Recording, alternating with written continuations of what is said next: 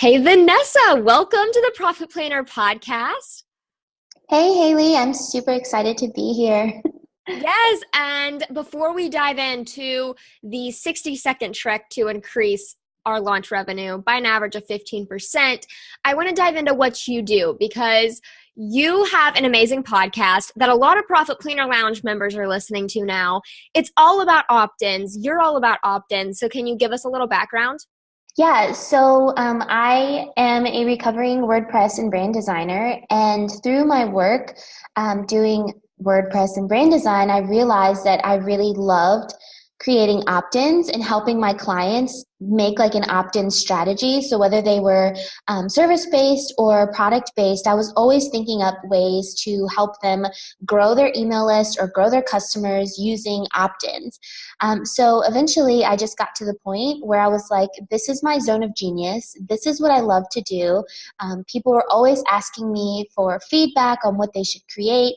And so then I decided to niche down into opt-ins, which was a little bit scary at first, but now I love it. So what I do is I help mostly women entrepreneurs turn strangers into fast friends, future clients, and customers using opt-ins. So I also do training, and I create Canva and Adobe friendly templates to help people design beautiful opt-ins. And yeah, it's been really exciting. I love the podcast. I talk a lot about opt-ins and using those to sell digital products and to launch products that people actually want to buy. So it's all like a progression, and I really love helping people and giving them those like light bulb aha moments in their business. Oh, I love that. I think that is such a perfect description of what you do. And I know in the Profit Planner Lounge, you helped us create a program called Opt-ins That Convert. So if you're in the Profit Planner Lounge, that's either out now or coming soon. And that was mind-blowing. I think we really hit that pretty hard. And you're more passive income based. And I want to preface that because at the end of this episode, we'll be talking about how to apply this strategy into more of a service-based realm as well, because I know a lot of you have services. You can apply this strategy and order bump your way to increasing your customer value.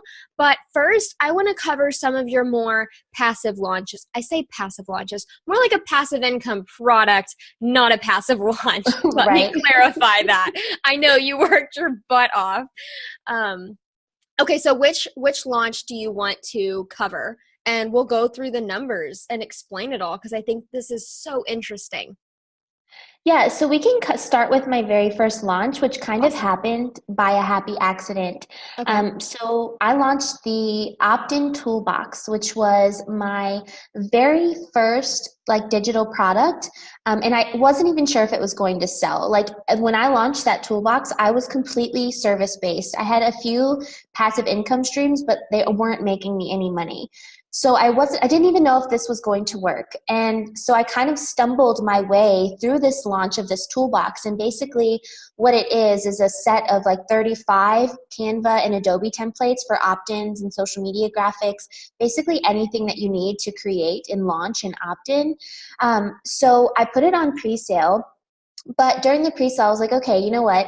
I want to offer a little something extra. I don't know what it's going to be yet, and I don't know if anyone's going to buy it. So I'm going to add a mystery box. So basically there's going to be two options at checkout that they can either just buy the toolbox itself, or they can get the toolbox and a mystery box for like $20 extra. And then that surprise box would be released when I actually launched the toolbox when it was ready. So I was super surprised because even though it was only $20 extra and people had no idea what it was, literally I think like 70 to 80% of people went with that option as opposed to just the toolbox. And is that not crazy? Yeah. I experienced the same thing when I had an Asana for the Entrepreneur launch. It was like a 48-hour mini launch. I had an order bump that just said blog workflow. Okay.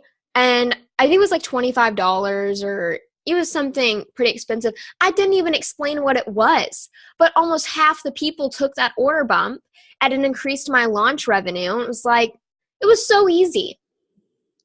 Yeah, and the thing was, it's funny because even though I had no idea what I was doing with this toolbox launch, Yeah. that by the time it was all said and done, because I think what I did was when I launched it on pre-sale, I added the mystery box. But then when I actually launched the product, I still had the mystery box, but people knew what it was, and I increased the price of that. And so overall, that like increased my launch revenue by 20%. So like my launch numbers were like Wow. close to like $5,000, but just from that like small like $20 to $30 order bump, it like made my launch like increased my launch by almost an extra $1,000, That is which was insane, crazy. Vanessa. Yeah, You know, it and was.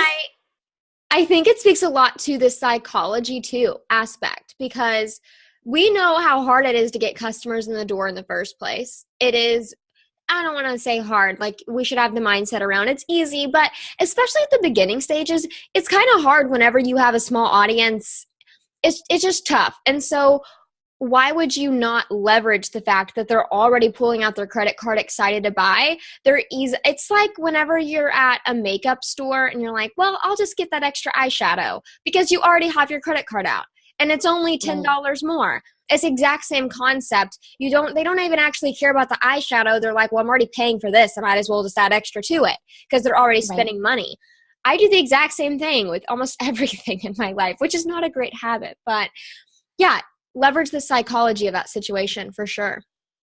And you know, the thing about it too is I think that like the same thing that happened with your order bumps as well is that when I was doing my surprise box, I told them specifically that it was going to be a set of tools that was going to help them launch their opt-ins.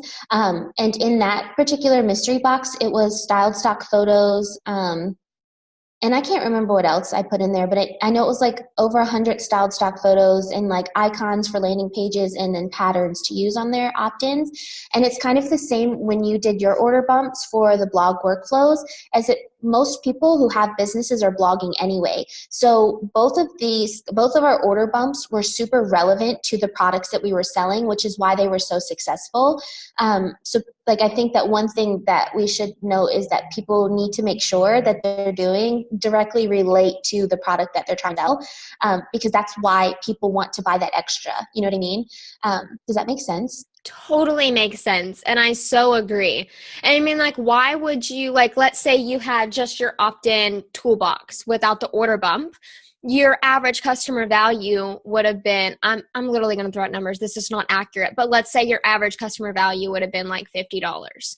So with the order bump, your average customer value is $70. So now the next time you launch, you'll know those numbers. So if you want to run ads to it, you're going to have more ad spend because you know your ROI is going to be more positive than negative, mainly because your overall customer value increases because of those order bumps. So it makes it easier to scale, run cold traffic too if you're in that phase of your business. I mean, this is more of like a why not situation than a new Yeah, for strategy. sure. Like, Yeah, exactly. don't miss out on this. Yeah, and that's the thing too is sometimes when people are creating like I say passive-ish income because it's really truly not passive because there's still like customer service and creating the product and updating the product and all of these things. But when you're creating these types of products, it's really important like to know that you don't have to include everything into one product. Like that's what you can do for your order bump. Like instead of saying like, okay, I'm selling this mini course and I'm going to add this, this, and this to this mini course. Instead, why not just add 75% to that mini course and then offer that last bit as an upsell or an order bump or as a bonus for enrolling in that mini course or as a pre-sale offer, anything like that. Like you don't have to throw everything and the kitchen sink into what you're offering. And that's where you can figure out what your order bumps are. Like, for example, when I launched the opt-in toolbox, I had a mystery box that was just like styled stock photos and extra things that I didn't even have to put any effort into creating. The same for Haley. You did the blog workflow. They Right. wanted the Asana for the entrepreneur, and then they're like, okay, well, I definitely want a blog workflow so I can get my blog and my content Mhm. organized. So I'm going to buy this too. So I feel like like want to encourage people to like not feel like you have to give away everything in just one product, that it's not hard to find an order bump that's related to what your product is. You just have to figure out what they need to complete that product. So in my case, it was they are designing opt-ins and they need styled stock photos. So if you're like a financial planner, they need like this spreadsheet, but maybe they also need this walkthrough video on how to set everything up. That would be like a perfect order bump, right? Yeah, totally. Like I don't know what the word would be, and I don't know why I just blanked on the word. I guess it flows into it. That's not what I was gonna say, but I guess that'll be a good makeshift word for now. Like for instance, I don't know why I'm thinking of Amy Porterfield right now, but her webinars that convert, her upsell was genius to me. Her upsell was those pre-made webinar slides. It's like, okay, once they do her whole program or the webinar program, what do they need after that? What can make this program even easier? Well, webinar slides, duh, they're already made for you. They already need that. Like that's the perfect upsell, you know? Yeah, exactly. And but she didn't include those. She could have easily included those slides in that webinar, like mini class or course, but she didn't. She added it as an Right. upsell, which is so smart. So smart. Yeah, and I did the same thing when I launched the digital product toolbox. I added my upsells. I tried two different ones. So I tried another mystery box, which also still sold really well, and then a digital product sales page, which was the sales page that I used for both the toolbox and both toolboxes. So it was like basically this is like my 5 to 10K sales page. Like you can buy this sales page like as an upsell for WordPress or Squarespace. And a lot of people opted for that. I think that when I launched the digital product toolbox, I had 60 total sales for the toolbox, but then the number of order bumps was 42. So Wow. over half of the people opted for the order bump, and that increased my launch revenue by almost $1,500 and like 15% overall. So yeah, I think that's the perfect example. Like if there's anything extra you can add to your product, you can sell that as an order bump that's like super small, that's Yeah. not gonna, that's like kind of like at the makeup counter, like this $10 eyeshadow when I'm already spending $80 on this makeup. Yeah, sure, I'll add this $10 eyeshadow, right? Like it Right. makes sense. It makes sense completely. Now, I can hear it in my head. I feel like this is a great idea. This is what someone's saying. This is a great idea, but it sounds like so much tech and back end work and blah. So I know for me, I use Kajabi. I absolutely am obsessed with Kajabi's checkout pages. If you're in the Profit Planner Lounge, you know how much I love Kajabi. Just using those checkout pages alone has increased my launch revenue and also passive revenue with my funnels by so much. It's been awesome to watch because more money in my bank account just by switching a checkout page and the way it looks and the way it functions. It's been amazing. But I definitely recommend Kajabi for order bumps. I know Vanessa used something else. So Vanessa, could you talk to us a little bit about your tool that you used? Yeah, so I used Samcart for my launches, and the reason why I did was because I wanted to have that extra option to where basically they could just click, like they choose either one or the other. So they either add it to their cart or they don't. And just really similar to how Kajabi's ketchup, how Kajabi's checkout, how Kajabi's checkout pages are. We're making hot dogs. Yeah, so hopefully you laughed at that. But anyway, it's really similar to Kajabi's checkout Yes. page where like quite simply you just like, you're like, hey, do you want to add this to your order? And you click one little circle box and it adds it to your order and then you just completely check out. So I think that regardless if you use Kajabi or you use something like Samcart or you decide on another platform, the goal is to make sure that it's as simple as possible for them to just to have to do one thing, to click one simple button and then continue on to checkout, because you don't want to disrupt that checkout process and have them clicking a bunch of buttons and going to a pop-up or going to a new page. Like literally simple is best. So just like what Haley did with Kajabi and she added her blog workflow, like I checked out on her Kajabi page for Asana for the Entrepreneurs and I saw that blog workflow, and it's really simple. Like you click the button and then you check out and that's it. So whatever you choose, Kajabi is a really great option because it does allow you to set up all the funnels and sets up the delivery of your product. So it takes care of all of the handiwork. Samcart is a little bit different. For me, Samcart is it has a bit of a learning curve. It's not super intuitive, and the interface on the back end isn't like really clean. So it did the first launch. It took me a little bit to get it figured out on how to set everything up. But once I did, I used it for my other launches, and it worked really well. So forewarning, I think Kajabi is probably a better option tech-wise if you're just getting stuff set up.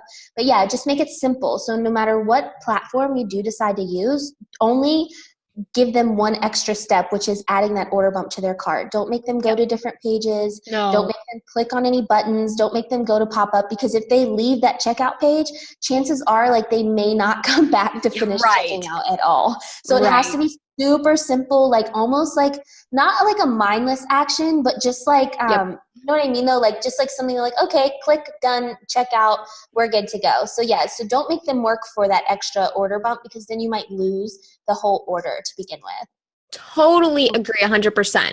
Now, if you are thinking, okay, great, I want to do this order bump, I want to make this happen, I want to use the Kajabi software to make this happen, I would definitely recommend you use it for your product host, just because it is around $100 a month.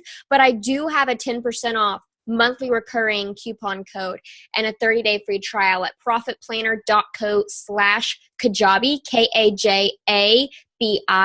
I'll make sure to have that in the show notes for you. But if you do want to get that 30-day free trial and 10% off coupon, just go to profitplanner.co/Kajabi to go sign up and play around with it. They have a great chat. I know if you're anything like me whenever it comes to tech, I'm always talking to those chat people. And like, help me. I need you again For the fourth time today. So Kajabi's support is fantastic. Yeah, and so I mean, if people can't afford to invest that much, you have to kind of think that even if you have one product that is worth like say $49 and you have an order bump that's $20, you really only need to sell like 2 products to cover that cost monthly, right? So if you launch a product, then you can set up a funnel easily to recoup the cost of what that is. So that's what I encourage people when they're setting up passive income, is to make sure that like as long as you sell at least 1 to 2 products, you can recoup the cost of that software, and it's really worth it.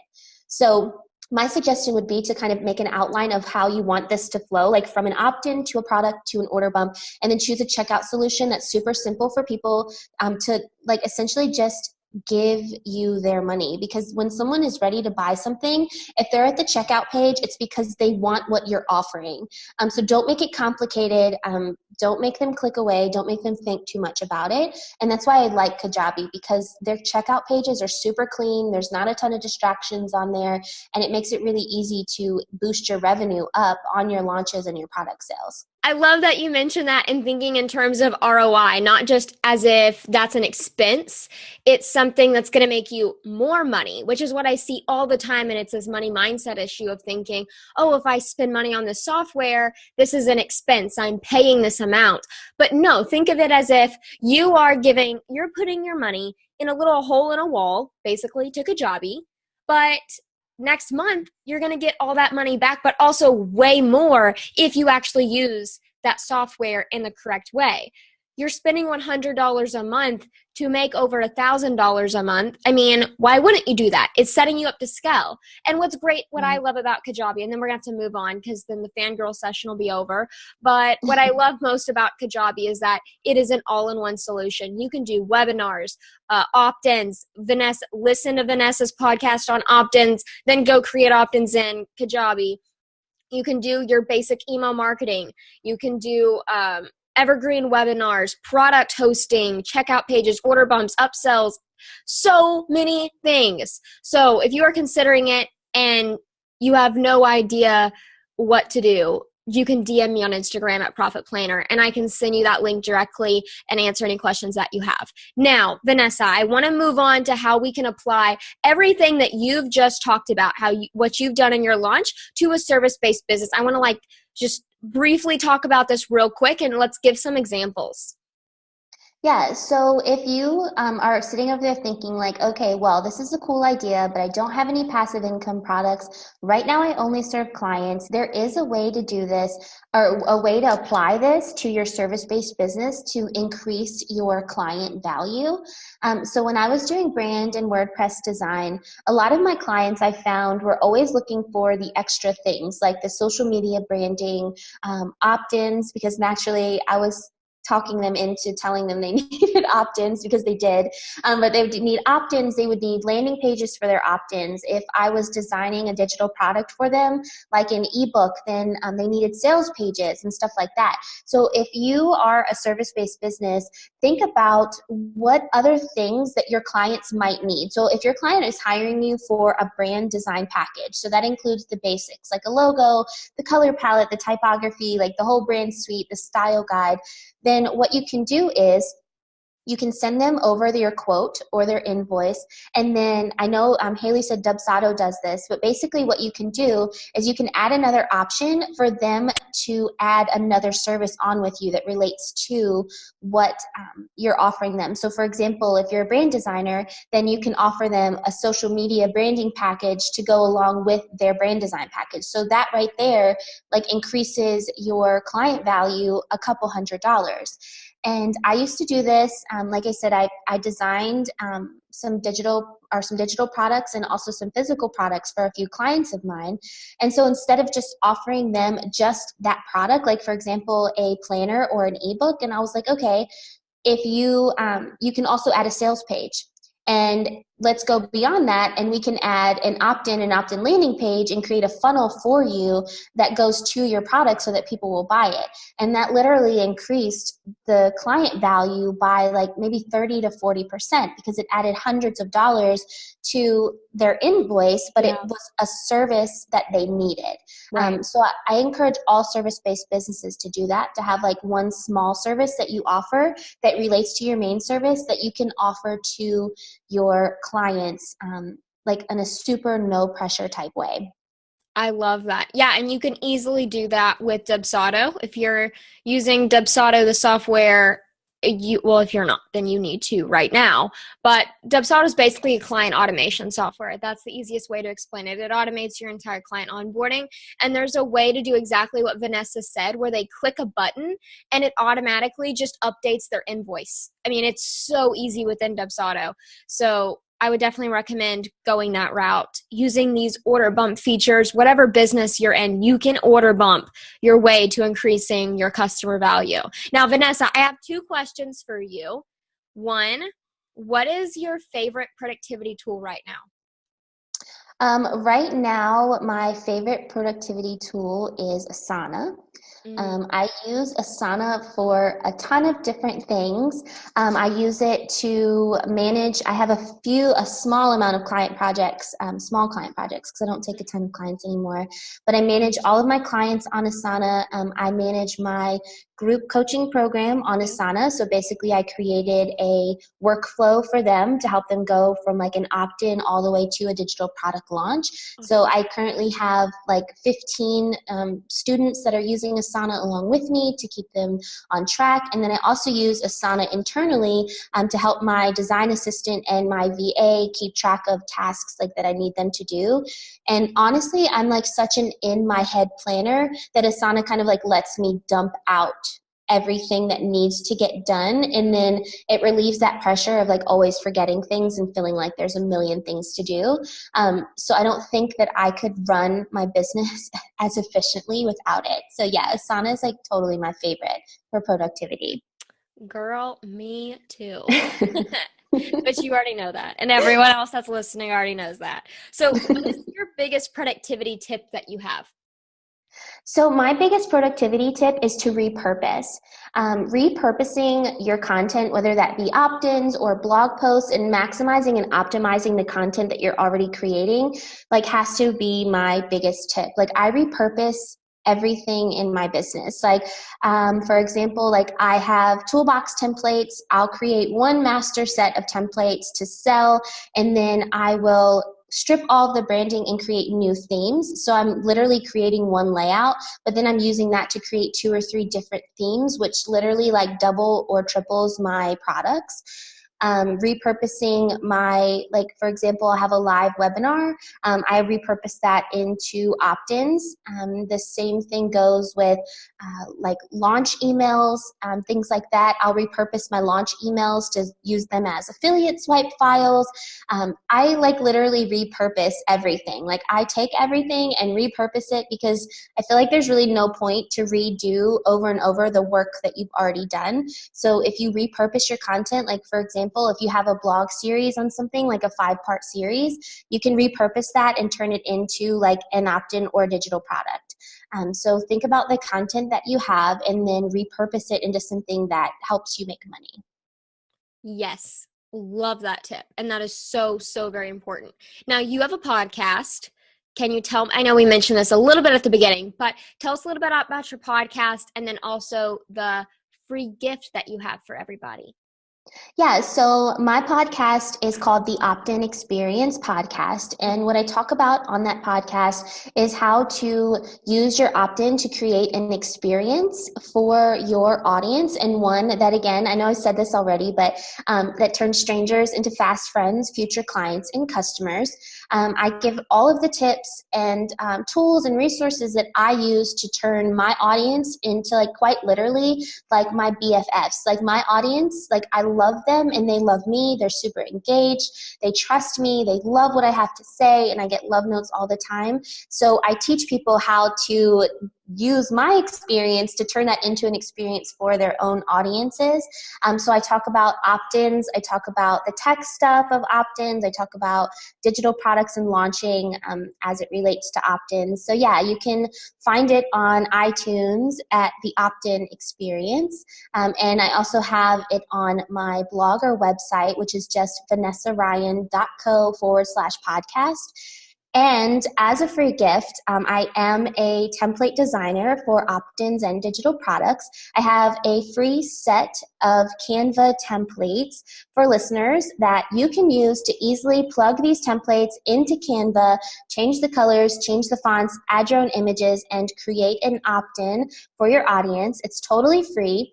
And I will also set it up for you guys just because I love it so much. I have an opt-in design workshop that is also free. It's going to give you the basics that you need to design an opt-in, as well as a training session on, you actually get to watch me design an opt-in and a mock-up in like 15 minutes. So that's pretty fun. So if you go to vanessaryan.co/profit planner, no space, just vanessaryan.co/profit planner. All of that will be set up for you. It's all totally free. So use it and love it. And I hope that you enjoy it and it helps you create your next opt-in. Perfect. Thank you so much, Vanessa. It's been a blast talking to you about increasing our customer value. Yes, I hope it's helpful, and then I hope everyone does this because it's a super easy way to make more money easily. Yes. That's the key, right?